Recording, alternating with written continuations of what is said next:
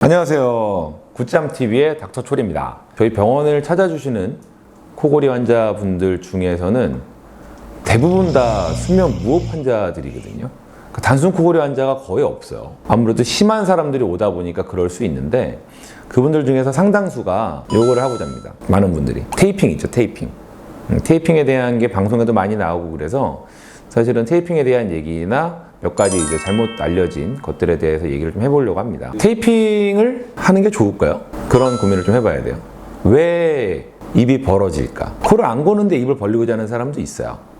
보통 이제 어릴 때 편도가 컸던 사람들, 편도는 보면 성인이 되면서 좀 작아지거든요. 특히나 이제 입안의 편도보다 코 뒤쪽에 있는 우리 아데노이드라고 알려져 있는 코 뒤쪽 편도는 아기 때는 요렇게 돼 있는데 성인이 되면 얘가 작아지면서 나중에 거의 흔적만 남습니다. 물론 성인이 돼도 남아있는 사람도 있어요. 근데 요것 때문에 보통 아가 때는 입을 벌리고 자는 경우들이 많이 있죠. 근데 이게 생각보다 좀 늦게 작아지게 되면 입이 계속 벌어진 상태로 자게 되고 그러다 보면 아래턱이 발달을 잘 못합니다. 턱이 작아지는 거죠. 그럼 뭐 저희 생각엔 좋잖아요. 우리 V라인 좋아하니까. 근데 턱이 발달이 안 된 사람들은 코골이가 생길 가능성이 되게 많아요. 그리고 부정교합이 생기죠. 그래서 소화 때 애가 코를 골거나 구강호흡이 너무 심하면 이거를 코 뒤에 있는 아데노이드를 제거해 주거나 그걸 줄여주는 방법이 있어요. 수술로 제거할 수도 있지만 확실하게 알려져 있는 두 가지 방법은 우리 코에 뿌리는 스프레이 있죠. 그 녹색 뚜껑이나 뭐 아바미스, 나조넥스 몇 가지 코에 뿌리는 스프레이 제제가 있어요. 병원에서 처방받아야지 할 수 있거든요. 그거를 그냥 장기간 뿌려도 되거든요.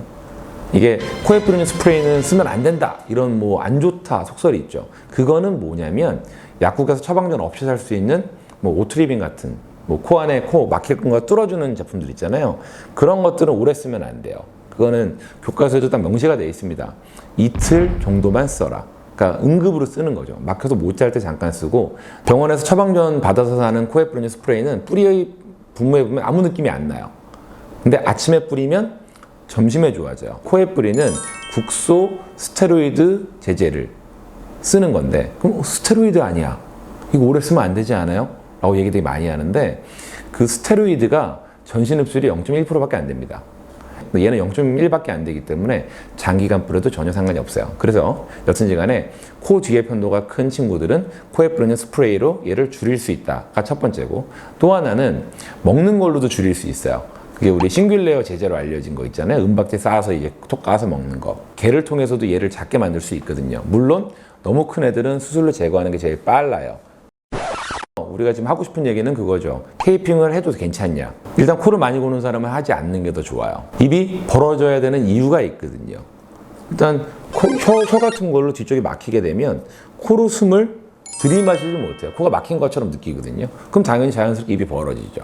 그러면 벌어진 이유가 있는데 이걸 테이프로 막고 자는 건 좋지 않아요.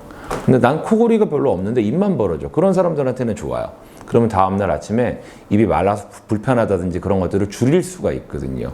그래서 코골이가 없는 사람은 테이핑을 해도 괜찮다. 그거는 맞지만 난 코골이가 심해. 입이 말라서 불편해. 그런 사람들은 테이핑을 하는 게 아니라 다른 방법을 통해서 구강 건조를 해결을 해야 됩니다. 물론 심하면 수면 검사를 해서 양압기를 씌우잖아요. 구강호흡이 없어져요. 열의 아홉이 없어져요. 그래서 테이핑을 초반에 하다가 안 하게 되는 경우가 많은 거죠. 코를 고는 사람 중에서 수면 무호흡증 환자는 얼마나 되느냐? 생각보다 많지는 않아요. 10명의 코 고는 사람이 있다고 하면 그 중에 2명이 수면 무호흡증 환자거든요. 그럼 병원에 오는 코 고는 사람 중에서 수면 무호흡증 환자는 얼마나 되느냐? 거의 대부분입니다. 자기가 코를 골아요라고 와서 병원에서 검사받는 사람들은 이미 자기가 심하기 때문에 오기 때문에 병원에 온 사람들은 대부분 다 수면 무호흡증 환자예요. 그래서 병원에 나는 갈 정도로 심하다. 테이핑은 금지입니다.